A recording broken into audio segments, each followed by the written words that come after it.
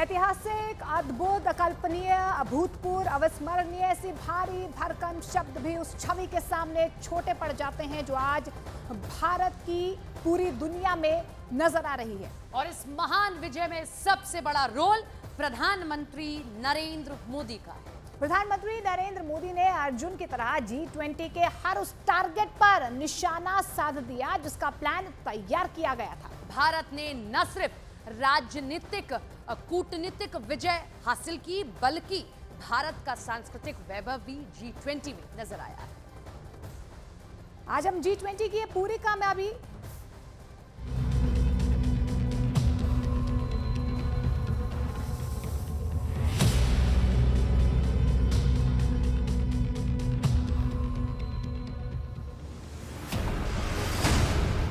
G20 के पहले सत्र में मोदी,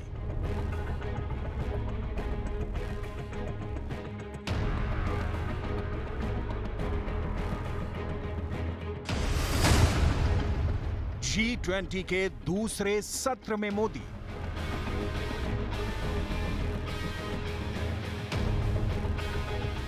G20 के तीसरे सत्र में मोदी,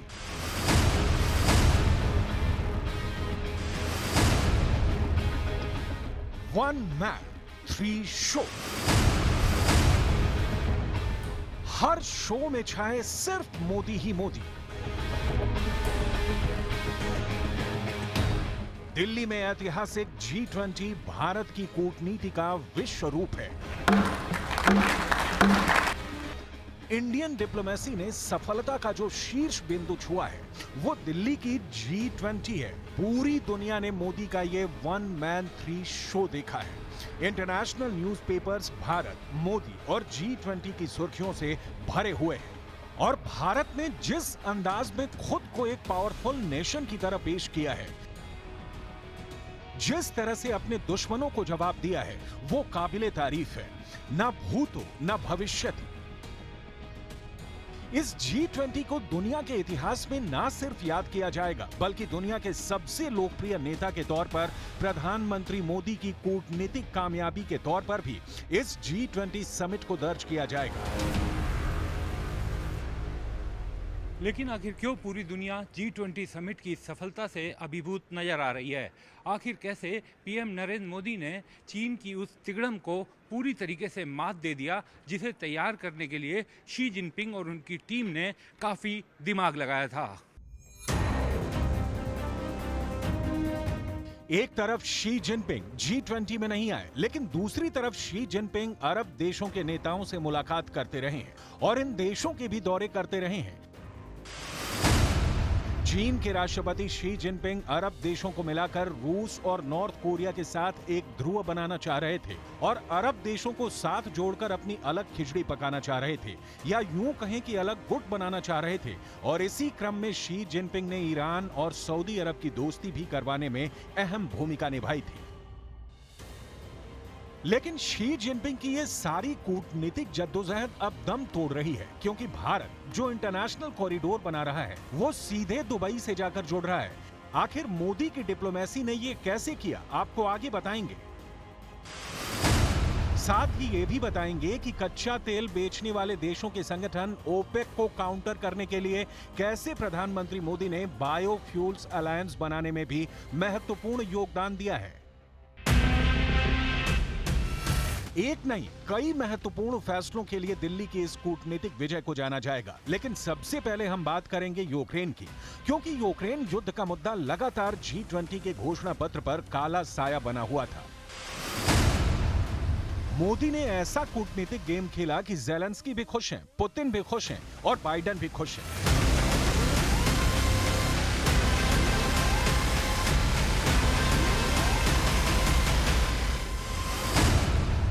एक तरफ रूस और चीन अड़े हुए थे कि G20 के फाइनल घोषणा पत्र में ऐसा कोई जिक्र नहीं हो जिससे नाटो और अमेरिका को लाभ मिले। दूसरी तरफ अमेरिका और नाटो के देश चाहते थे कि यूक्रेन युद्ध पर रूस की निंदा हो।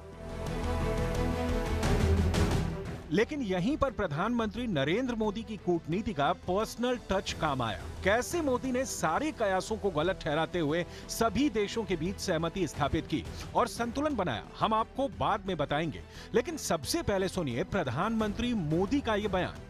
अभी एक खुशखबरी मिली है। हमारी टीम्स के हार्डवर्क से और आप सभी के सहयोग से नई Delhi G20 leaders summit declaration पर सहमति बनी है।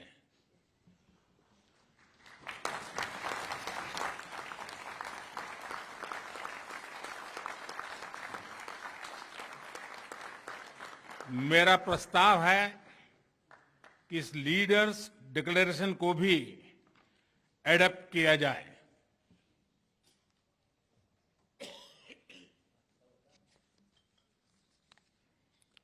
मैं इस डिक्लेरेशन को एडॉप्ट करने की घोषणा करता हूं।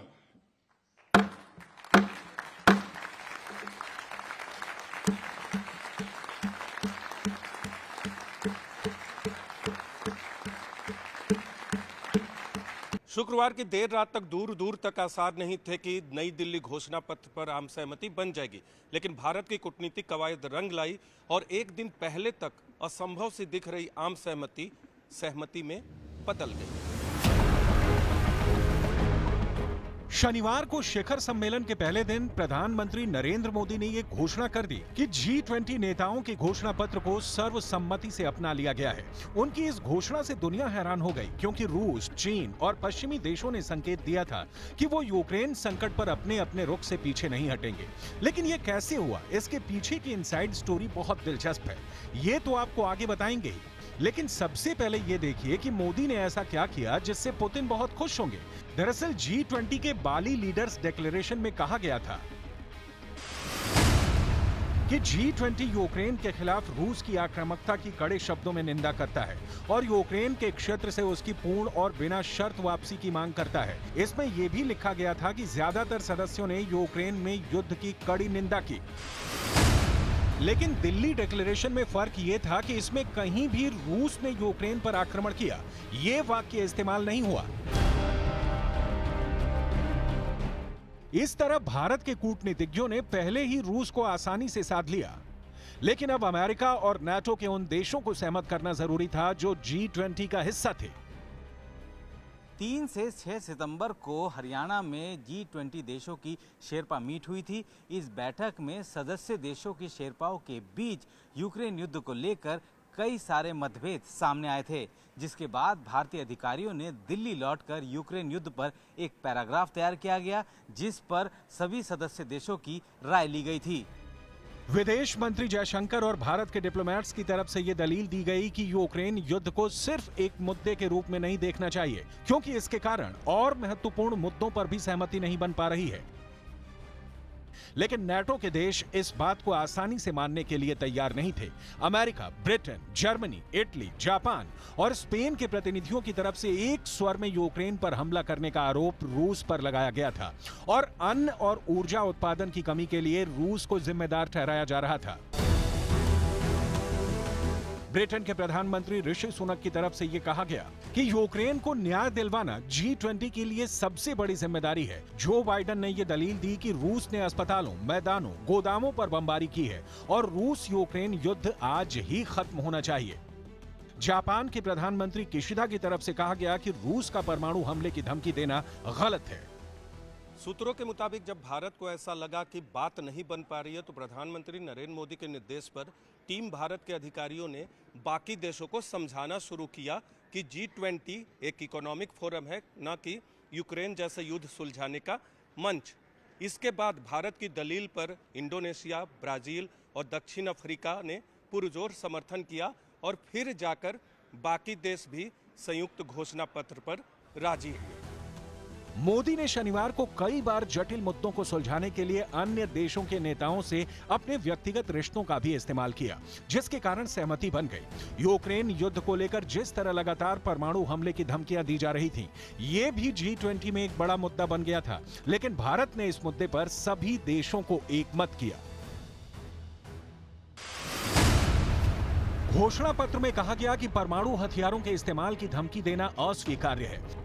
इस घोषणा पत्र में यूक्रेन के पूरे पैराग्राफ का आधार बना प्रधानमंत्री मोदी का वो बयान जो उन्होंने सितंबर 2022 में दिया था। साल 2022 में प्रधानमंत्री नरेंद्र मोदी ने SCO समिट के बाद रूस के राष्ट्रपति व्लादिमीर पुतिन से मुलाकात की थी और यूक्रेन संघर्ष को लेकर कहा था कि आज का युग युद्ध का नहीं है। आज का युग युद्ध का है नहीं, और हमने फोन पर भी कई बार आपसे इस विषय में बात की है कि डेमोक्रेसी और डिप्लोमेसी और डायलॉग, ये सारी बातें ऐसी हैं कि जो दुनिया को एक स्पर्श करती है। आने वाले दिनों में शांति के रास्ते पर हम कैसे बढ़ सके, उसके विषय में जरूर आज हमें चर्चा करने का मौका मिलेगा। प्रधानमंत्री नरेंद्र मोदी ने पुतिन को संकेत करके जो बात कही थी, वो बात पूरी दुनिया की हेडलाइंस बन गई थी।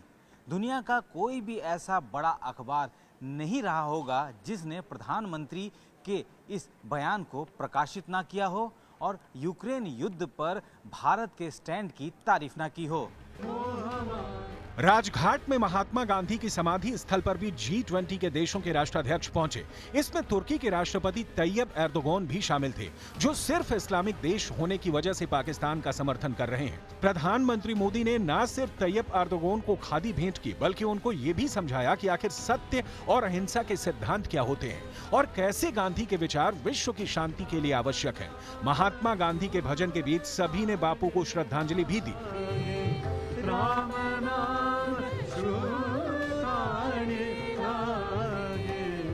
ऊर्जा पर कच्चे तेल के माध्यम से मौजूद अरब देशों का वर्चस्व तोड़ने के लिए भी मोदी और बाइडेन ने एक बड़ी पहल की है।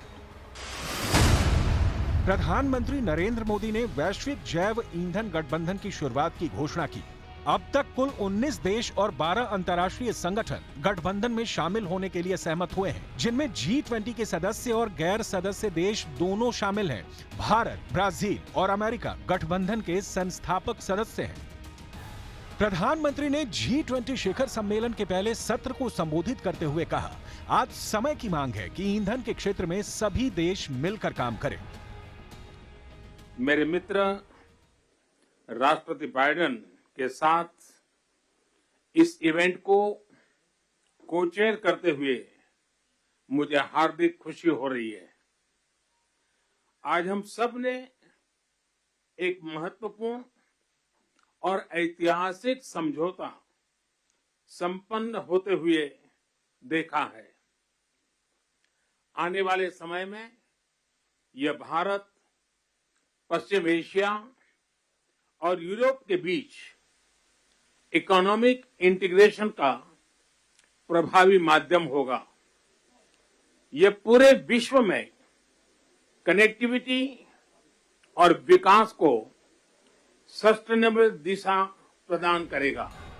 लेकिन अरब देशों को बायोफ्यूल अलायंस से चुनौती मिल रही है और इसीलिए सऊदी अरब इस अलायंस का सदस्य बनने के लिए तैयार नहीं हुआ है। तेल उत्पादन करने वाला रूस भी इस अलायंस का सदस्य नहीं बना है। G20 के आखिरी दिन प्रधानमंत्री नरेंद्र मोदी ने G20 की अध्यक्षता ब्राजील के राष्ट्रपति लूला डा सिल्वा को सौंपी और समिट का समापन किया। मोदी ने कहा कि दुनिया बदल रही है और इसीलिए अब दुनिया के संस्थानों को भी बदलने की जरूरत है। सुरक्षा परिषद में अभी तक उतने ही सदस्य हैं जितने इसकी स्थापना के वक्त थे और अब इसमें स्थायी देशों की संख्या बढ़ाने की जरूरत है। अब अगले साल G20 समिट ब्राजील में होगा। पीएम मोदी ने इसके लिए लूला डा सिल्वा को बधाई भी दी। मैं ब्राजील के राष्ट्रपति और मेरे मित्र लूला डी सिल्वा को हार्दिक शुभकामनाएं देता हूं और मैं उनको प्रेसिडेंसी का गेवल सौंपता हूं। कुल मिलाकर G20 समिट को न सिर्फ मोदी की कूटनीतिक विजय बल्कि भारत की भव्यता और दिव्यता के लिए सदियों तक याद किया जाएगा।